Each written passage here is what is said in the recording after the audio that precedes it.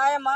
అక్క ఇది విష్ణుప్రియ ఇట్లా సబ్స్క్రిప్షన్ పేరుతో ఉమ్. జనాల్ని ఇట్లాగా అంటే మొత్తం ఇప్పే చూపిస్తుంది అని చెప్పేసి అంటున్నారు ఆ, అసభ్యకరంగా. అవును. అది ఎంతవరకు కరెక్ట్ అంటారు? 99 మాల్లో చూసింటారు మీరు. 199, 299, 399 అంటే 999 వరకు ఉంటది. అలాగే 399 అని ఒక ప్యాకేజ్ పెట్టింది పాపము. ఇన్స్టాగ్రామ్ లో పెట్టి ఏదేదో చూపిస్తుందని చెప్పేసి జనాలు అనుకుంటున్నారు. ఆ 399 అని కట్టారు ఒక సో అది ప్యాకేజ్. కేసు అయింది ఇప్పుడు. కేసు అయింది. కానీ ఇంత దిగజారిపోతున్నారు. ఇలాంటి పనులు చేస్తే పిల్లలు చదువుకునే పిల్లల దగ్గర నుంచి చెడిపోతున్నారంటే ఇలాంటి వాళ్ళు ఉండబట్టే ఇలా చెడిపోతున్నారమ్మా. కారణాలు ఇప్పుడు అంటే 399 ప్యాకేజ్ చేస్తే ఏమైనా చేసి చూపిస్తుందా ఆమె? ఆ? ఆడది కాదా ఆమె? ఆడవాళ్ళ దగ్గర ఉంటారు, కానీ ఈమె అట్లా కాదు.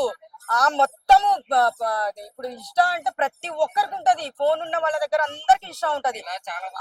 ఆ చేసిన వాళ్ళు కూడా చాలా మంది ఉన్నారు ఈమె కాక.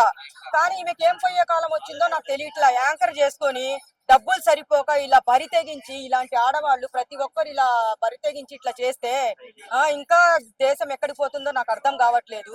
మొన్నటికి మొన్న జనవరి నుంచి ఎట్లా స్టార్ట్ అయిన ఆడపిల్లల మీద అఘాయిత్యాలు కానీ చంపడం కానీ మళ్ళీ ఈమె రెచ్చగొట్టేలాగా ఈ ప్యాకేజ్ పెట్టిందమ్మా. ఈ ప్యాకేజ్ పెడితే ఇంకా ఆడవాళ్ళని ఇంకా రెచ్చిపోయేసి ఇంకా ఏమేం చేస్తారో జనాలు అర్థం కావట్లేదు. ఇది అవసరమా చెప్పు? అని ఆమె ఛాన్స్ రావట్లేదని ఇలా చేస్తుంటారా అక్క? ఆమెకేమో మూవీ ఛాన్స్ రావట్లేదని అమ్మా, బతకడానికి 100 మార్గాలు, ఇది ఒక్కటే తీసుకోవాల్సిన అవసరం లేదు. ఏదైనా ఉంది, నువ్వు కష్టపడి ఏదైనా జాబ్ చూసుకోవచ్చు, ఏదైనా పెట్టుకోవచ్చు, షాప్ పెట్టుకోవచ్చు. 100 మార్గాలు ఉన్నాయి.